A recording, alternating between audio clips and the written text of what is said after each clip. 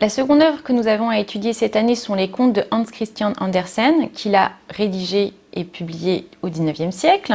Ce sont des contes à la fois pour les enfants, mais aussi pour les adultes, puisqu'ils sont destinés à être lus à des enfants qui vont s'en amuser, mais aussi à être relus par des adultes qui vont, derrière le sens manifeste des contes, décrypter des sens latents, lateo signifiant en latin caché, des sens seconds, et pouvoir relire avec un autre regard, finalement, ce que ces contes peuvent leur dire.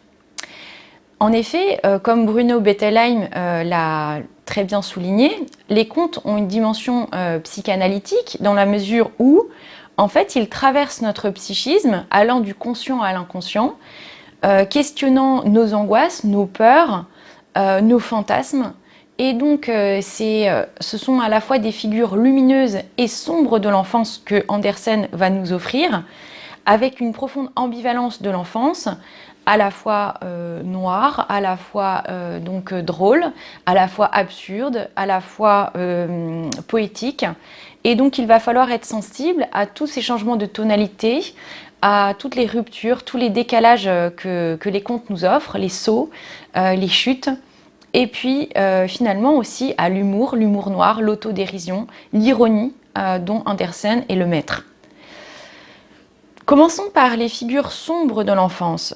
Le thème numéro 1 considère l'enfance comme une période où on est avant tout réduit au silence. Réduit au silence par les adultes, infans étant en latin celui qui ne parle pas, mais surtout celui auquel on ne parle pas, auquel on ne laisse pas la parole. Et donc l'enfant est celui qui ne peut pas communiquer ses émotions, qui ne peut pas communiquer ses sentiments, que l'on laisse finalement souffrir sans qu'il puisse le dire. Ce qui implique une forme d'hétéronomie, c'est-à-dire le fait d'être non pas autonome mais dirigé par quelqu'un d'autre, hétéro voulant dire autre. L'enfant n'est pas autonome, c'est-à-dire il ne dirige pas lui-même, il ne donne pas lui-même ses propres lois.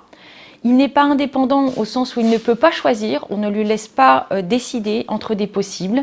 Il est soumis à un destin et également à la volonté des autres, notamment les adultes qui régissent sa vie.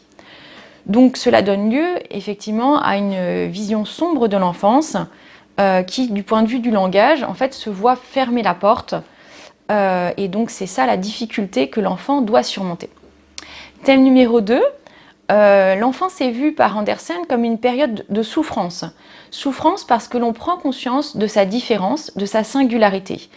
Et on prend conscience de cela à travers les moqueries des autres, y compris de sa propre famille, de ses propres parents, de ses proches, dont on est parfois rejeté avec violence dans une forme de solitude où on doit finalement se questionner soi-même.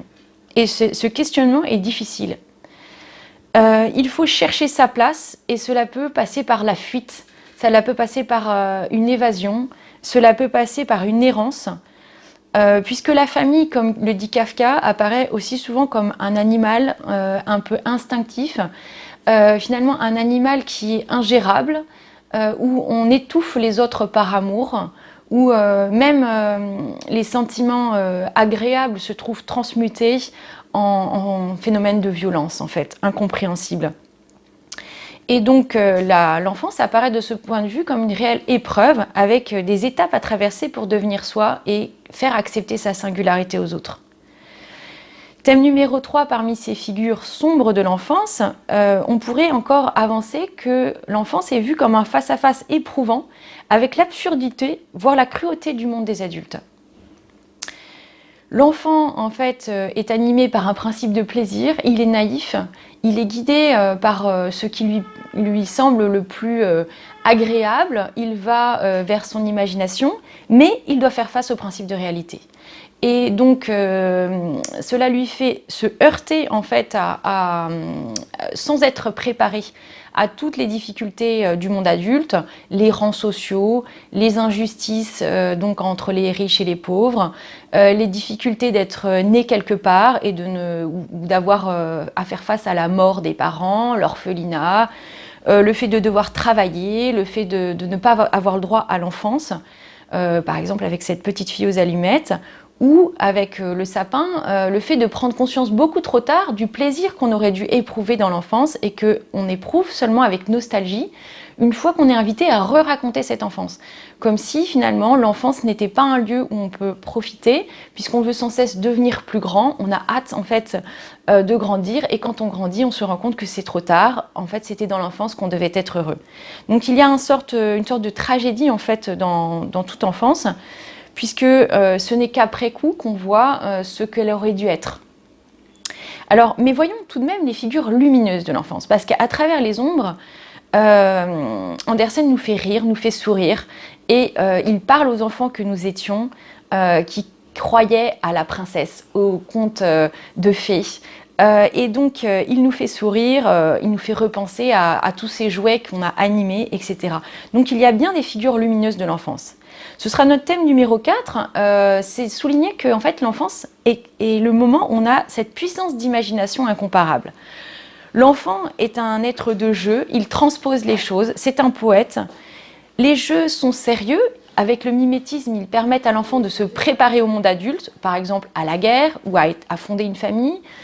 Mais ils permettent aussi de s'évader, en fait, en étant totalement gratuits. Le petit Jürgen, par exemple, dans l'histoire des dunes, prend des coquillages pour des jeux de prix, alors même que ce ne sont que des bâtons et des petites choses.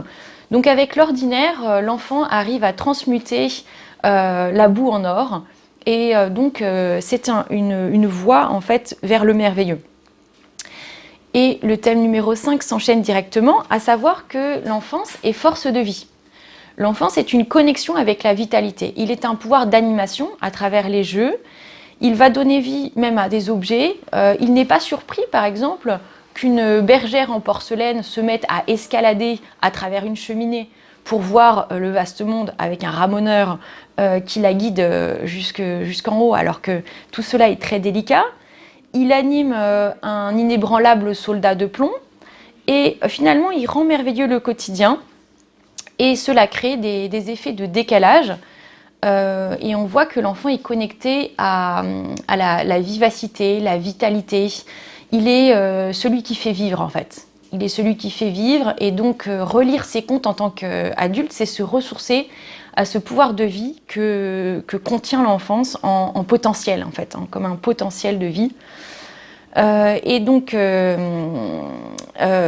cela enchaîne sur le thème numéro 6, à savoir que finalement, le retour sur l'enfance est très important, parce qu'à la fois, bien sûr, nous sommes nostalgiques, c'est-à-dire nostos, nous voulons un retour, et algae, nous en souffrons. Hein, donc, nous sommes un peu tiraillés à revenir à l'enfance. Mais le retour à l'enfance, c'est aussi l'élévation à quelque chose de poétique, et même à des grandes questions métaphysiques qui nous traversent, finalement, que nous soyons enfants ou adultes. L'enfant, c'est comme s'il avait déjà tous les questionnements en lui, ceux de la vie, ceux de la mort. Finalement, il est déjà celui qui se pose la question des injustices sociales, comment y remédier. Et c'est celui qui ouvre à la poésie de la nature, la spiritualité qui est présente, par exemple, dans la cloche, où des enfants riches et pauvres se jettent dans la forêt pour savoir d'où vient le son de cette cloche. Certains doivent faire des voies plus difficiles, certains doivent rendre des objets qu'ils ont empruntés pour une communion, des habits, etc., parce qu'ils sont plus pauvres, ils doivent faire des détours. D'autres plus riches peuvent prendre d'autres voies, mais finalement tous entendent en même temps le son de cette cloche que seuls des enfants peuvent entendre. Et donc, c'est un hommage à l'enfance que fait Andersen, à savoir que l'enfant, c'est celui qui peut entendre cette harmonie du monde que nous ne sommes parfois plus capables d'entendre, capable de comprendre qu'un rossignol vivant vaut mieux qu'un rossignol artificiel, comme c'est le cas dans le conte du rossignol et de l'empereur. Capable aussi de dire des vérités, par exemple de révéler à l'empereur qu'il est nu, alors que tout le monde l'entretient dans une supercherie. Et donc il y a cet hommage à l'enfant qui a une grande force malgré sa fragilité. On peut penser à Elisa dans Les Cygnes sauvages qui se bat pour ses frères. Donc les enfants sont vus comme des héros de l'ordinaire, qu'il faut applaudir pour finalement les exploits qu'ils réalisent à hauteur d'enfants. Et voilà ce que l'on peut retenir, donc des figures finalement lumineuses de l'enfance. Et tout cela à travers beaucoup d'ironie. C'est l'humour noir, c'est cette tonalité qu'il faut savoir déceler, les moments d'absurdité, donc où on se demande pourquoi on nous raconte tout à coup telle histoire au milieu d'une autre, les encastrements d'histoires les unes dans les autres, qui semblent des maladresses, mais qui font en fait la richesse de la lecture des contes d'Andersen.